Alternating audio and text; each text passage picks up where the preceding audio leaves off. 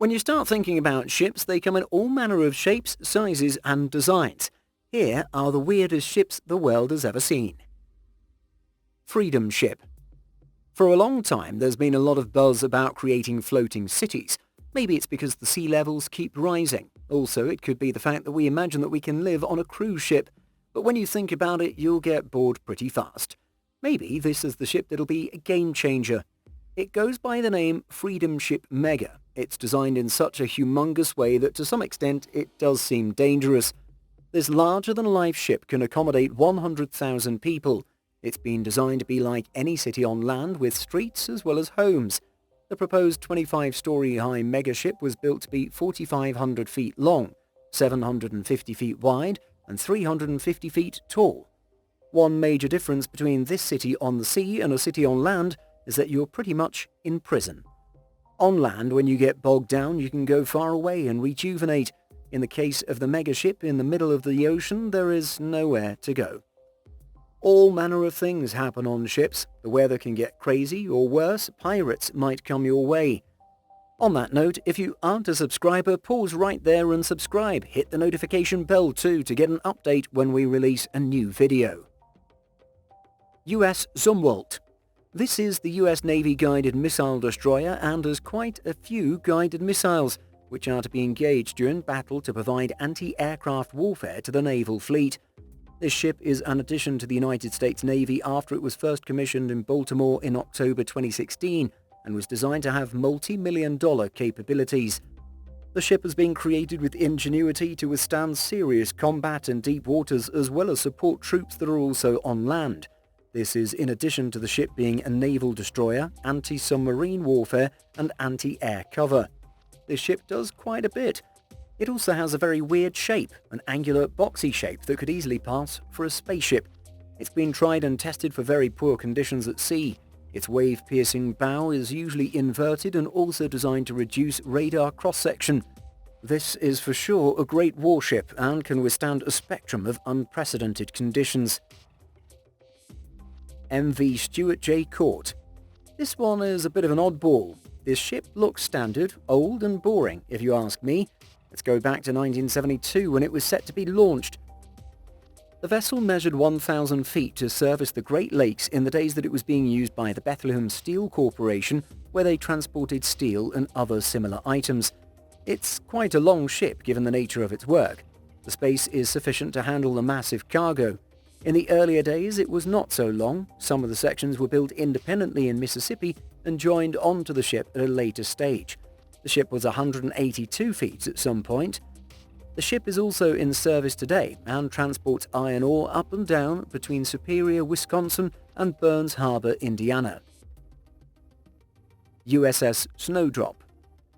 This boat started with little to no fanfare. The ship was broken up in a New York naval yard way back in 1884 and it was no more. The exact pictures are not available, but we could visualize this ship was sort of a tugboat that was built in Buffalo, New York back in 1863. It would then be purchased by the United States Navy in October of the same year. This was the point that it dropped the name Albert de Groot, a name that was a little bit of a mouthful.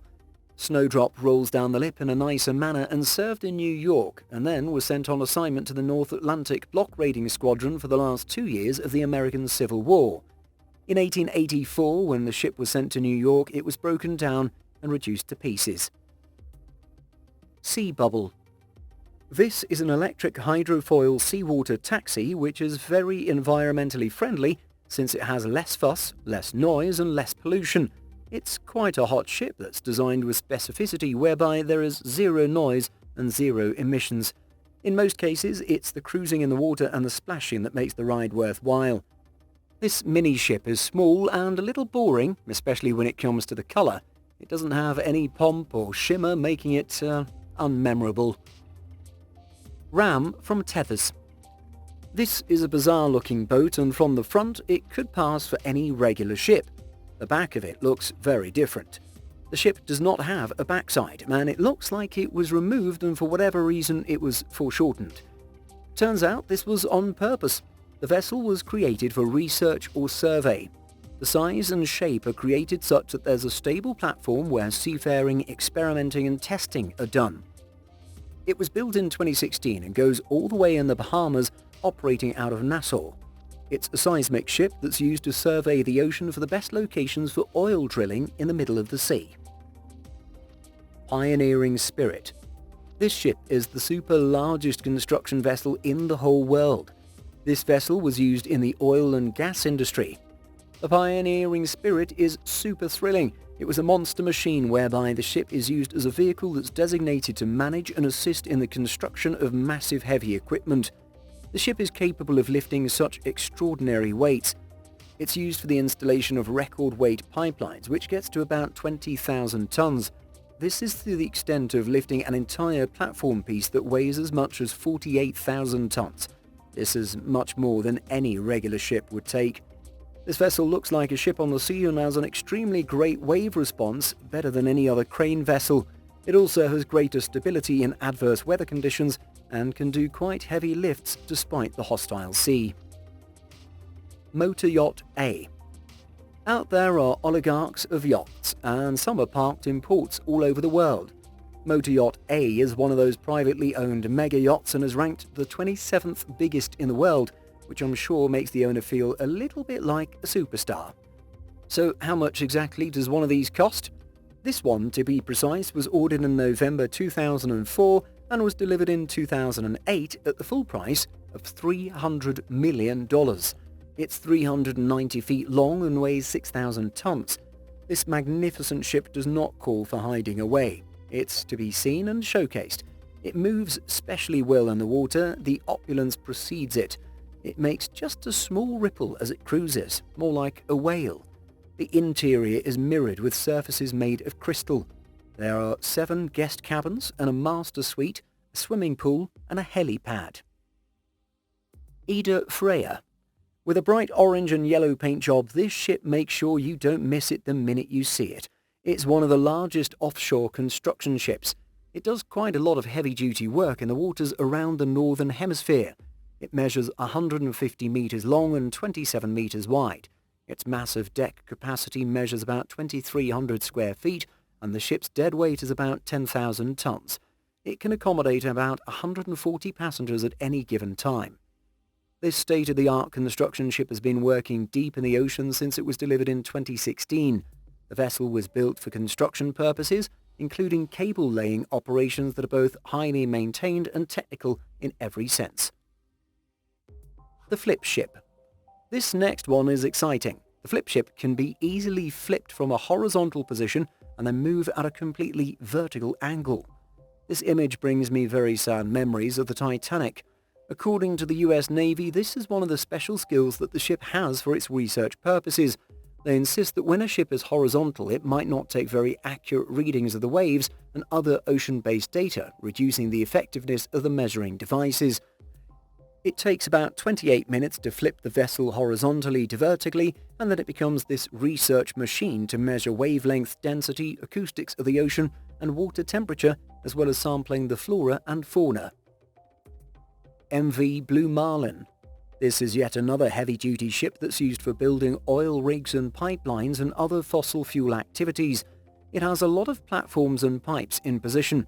It's a semi-submersible heavy-lift vessel whose purpose is to move massive drilling rigs. It's what we'd call a working ship equipped with about 38 cabins accommodating up to 60 people on board. In there is also a gym and a swimming pool, believe it or not. Cosmonaut Yuri Gagarin. This one is a bit of a funny-looking ship. The ship is, however, no longer sailing in the 7 seas. Matter of fact, it was sold for scrap a few decades ago.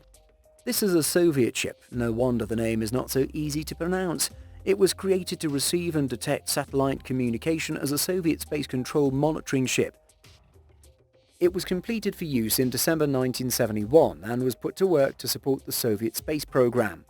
When it comes to its unusual appearance, this resulted from a mix of 2 slightly less massive parabolic dish antennae that were positioned on top of the ship. By 1986, this ship was the largest of its kind in the world. It became the flagship for communication vessels in the USSR and would expand the range of tracking for the cosmonauts that were on a mission in space, as well as unmanned ventures. The vessel allowed communications that were not over the USSR shortly after the collapse of the Soviet Union. In the end, as mentioned earlier, it was sold for scrap. It had served its time. Kawasaki Ship. This is one of the weirder ships and to some extent also spooky. From far away you can see the ship is carrying several balls only to realize that they are tanks for storing and transporting hydrogen. This is a Japanese creation designed by Kawasaki as a cargo containment system, and the ship offers the world's biggest capacity as a liquefied hydrogen carrier. Each tank has about 40,000 cubic meters, and this transportation of massive amounts of hydrogen in liquid form is very dangerous. The geniuses at Kawasaki Company found a way to keep everything safe when it comes to transportation. This is an incredibly useful resource in a world that needs more clean energy and is helping a lot in the journey of decarbonization. CLV Nexons Aurora. This is a massive cabling vessel that presents itself in the most beautiful colors. This red and yellow boat is a purpose-built CLV, otherwise known as cable-laying vessel. The ship is fancy and proper and is equipped with the most dapper and advanced cable-laying equipment. All the yellow is a specific cable-laying capability, and this includes power cable lane building, cable jointing, cable repair and cable system protection. This very enchanting ship was created in 2021 and has been sailing in Norwegian waters. Its length is 513 feet, while the width is 102 feet. Chiku Ship. This is yet another Japanese ship that's a scientific drilling ship created to participate in integrated ocean drilling programs. The ship has been designed to drill up to 4.3 miles into the Earth below the seabed, where we found out that the Earth's crust is thinner, making it possible to drill even further into the next Earth layer. To put it in context, it's drilling in the middle of the ocean. The question is, will these holes create a plug of sorts as the drilling goes further and further? The ship goes around the ocean, drilling at different points. MPI Adventure. This ship looks like a child who went overboard with their creativity when it came to Lego blocks. This is a wind turbine installation vessel. All the renewable energy stuff is plumbed in there somehow and debunks the idea of wind power in bits and pieces. While out at sea, they needed to invent a ship that could get out there and perform the task of installing and maintaining the wind power. This functional boat is 454 feet long and 133 feet wide and is propelled by 3 big Rolls-Royce thrusters and 6 Rolls-Royce engines.